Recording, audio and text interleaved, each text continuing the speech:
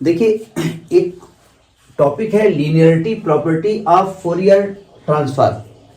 आपने linearity property कहीं और भी पढ़ा है?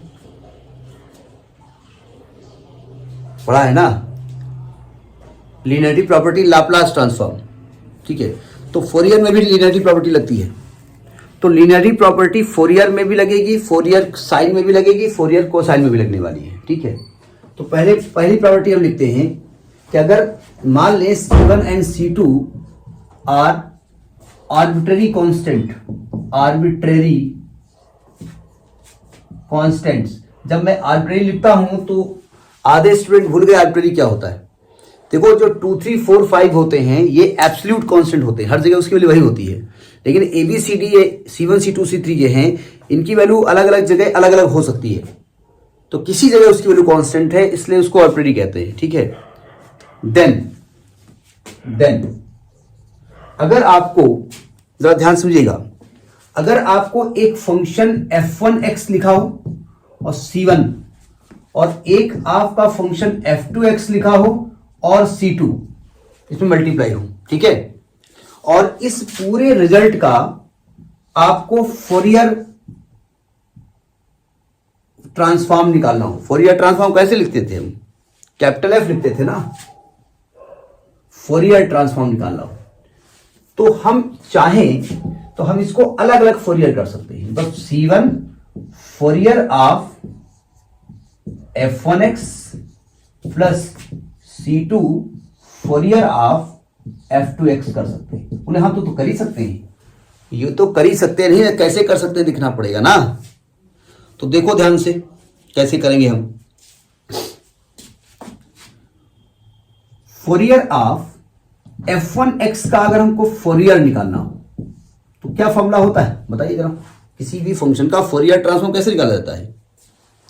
इंटीग्रल, बताइए, फॉर्मूला पढ़ा है ना आपने, माइनस इंफिनिटी से प्लस इंफिनिटी।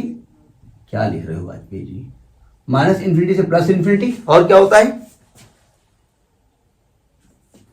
बोले और ऐसा ही होता है f1x e टू पावर, बोलो आगे बोलो, जो आधा हम बोले आधा तुम बोलो, माइनस i sx dx, यही होता है ना।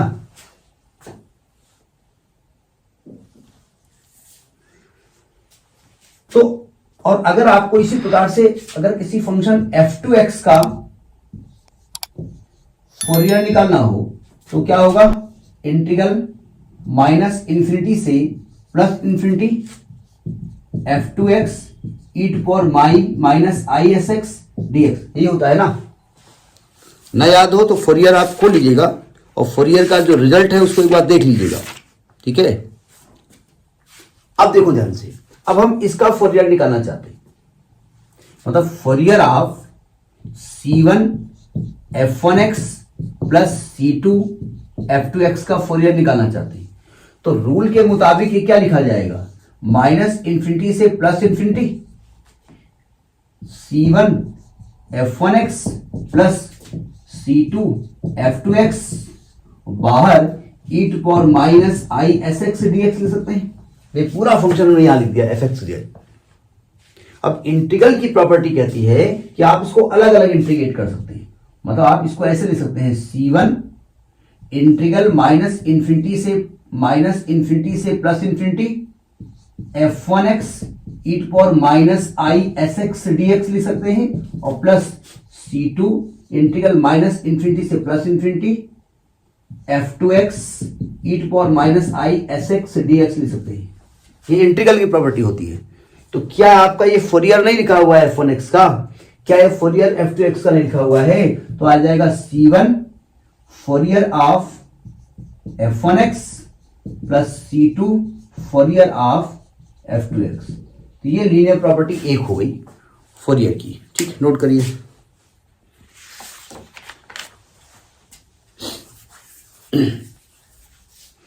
अब जरा फोरियर कोसाइन में यूज कर लेते हैं, तीनों लिखने पड़ेंगे ना। C1 C2 कांस्टेंट है, वो पहले से मालूम है आपको।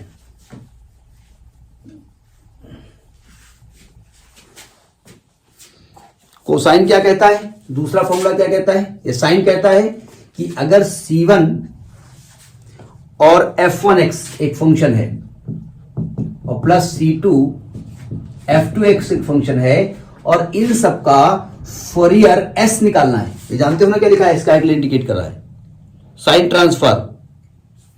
तो इसको आप कर सकते हैं, C1 बाहर हो जाएगा और फोरियर साइन ऑफ f1x हो जाएगा और प्लस C2 बाहर हो जाएगा और फोरियर साइन ऑफ f2x हो जाएगा, फोरियर साइन। अब जरा निकालते हैं सबका साइन ट्रांसफॉर्म। साइन ट्रांसफॉर्म में क्या फॉर्मूला बताया गया था? साइन ट्रांसफॉर्म का जरा फॉर्मूला पीछे पलट के बताइए। नहीं, हमें तो याद है, हमें नहीं भी याद होगा, किताब हमारे पास है। तो हम जानते हैं, देखिए हम इसका एलएचएस लेके चल रहे हैं। Fourier sine of C1 f1x plus C2 f2x बराबर क्या होता है? लिमिट, इंटीग्रल लिमिट क्या होती है? नहीं मालूम, 0 से इंफिनिटी और पूरा फंक्शन यानी C1 f1x plus C2 f2x और बाहर क्या लिख देते हैं? Sine sx dx। सही कहा ना मैंने? अब इंटीग्रल की प्रॉपर्टी लगा दो, इसका अलग इंटीग्रल करो, इसका अलग कर दो। तो लिमिट 0 से इंफिनिटी, C1 बाहर कर दो, ये आ जाएगा f1x साइन sx dx अलग हो गया, प्लस C2 बाहर कर दो, लिमिट 0 से infinity f2x sign sx dx अलग कर दो। क्या ये f1x का साइन ट्रांसफॉर्म है और ये f2x का साइन ट्रांसफॉर्म है? तो इसको हम लिख सकते हैं C1 into sine transform of f1x plus C2 into sine transform of f2x। सही कहा मैंने? अब अगले स्टेप में इसको नोट करने की बात सुनिए ध्यान से, ये नोट कर लिया ना? अगले स्टेप में एक काम करिएगा, थर्ड फार्मूले में यहां पर C लग जाएगा। C बोले तो कोसाइन ट्रांसफॉर्म, यहां भी C लग जाएगा कोसाइन ट्रांसफॉर्म, यहां भी C लग जाएगा कोसाइन ट्रांसफॉर्म, यहां भी C लग जाएगा कोसाइन ट्रांसफॉर्म और ये जो साइन है ना ये बन जाएगा cos sx। ये साइन जो है ना वो बन जाएगा cos sx, ये साइन जो है ना वो बन जाएगा cos sx। तो यहां पर C लग जाएगा, यहां पर C लग जाएगा। तो ये फोरियर ऑफ कोसाइन ट्रांसफॉर्म की लीनियरिटी प्रॉपर्टी है। ठीक है, नोट करिए। वैसे तो कुछ नहीं है लेकिन पूछ ली जा सकती है ना, नोट करो।